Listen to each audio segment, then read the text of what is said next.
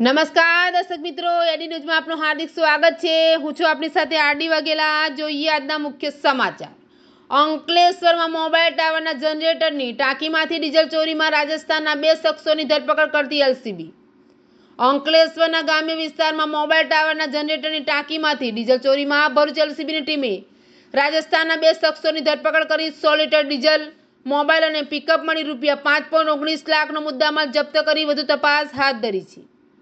Bharuch એલસીબીની team પેટ્રોલિંગમાં હતી તે દરમિયાન ભરૂચ અંકલેશ્વરની આસપાસ આવેલ મોબાઈલ ટાવરના જનરેટરની ટાંકીમાંથી ડીઝલની ચોરી થાય છે, તેમાં રાજસ્થાનની ટોળકી સંડોવાયેલ છે અને હાલ 2 રાજસ્થાનના શખ્સો બોલેરો પિકઅપમાં ડીઝલના કારબાઓ ભરી હાઈવે ઉપર આવેલ આરોમા હોટલના કમ્પાઉન્ડમાં ડીઝલ વેચવા ફરી રહ્યા હોવાની માહિતી મળી હતી।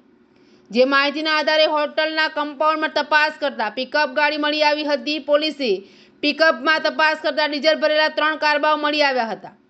પોલીસે જીતાલી ગામની સિદ્ધેશ્વર સોસાયટીમાં રહેતા અને મૂળ રાજસ્થાન પિકઅપ ચાલક મુલારામ સોનારામ ચૌધરી અને કાપોદ્રા વિસ્તારમાં રહેતા અને મૂળ રાજસ્થાનના સોહનલાલ ભગીરથરામ બિસ્ત્રોઈની અટકાયત કરી પૂછપરછ કરતા તેઓએ દઢાલ ગામ નજીક તેમજ અંકલેશ્વરના ગ્રામ્ય વિસ્તારમાં આવેલ અન્ય મોબાઈલના ટાવરોના જનરેટરની ટાંકીમાંથી ડીઝલની ચોરી કરી હોવાનું જણાવ્યું હતું।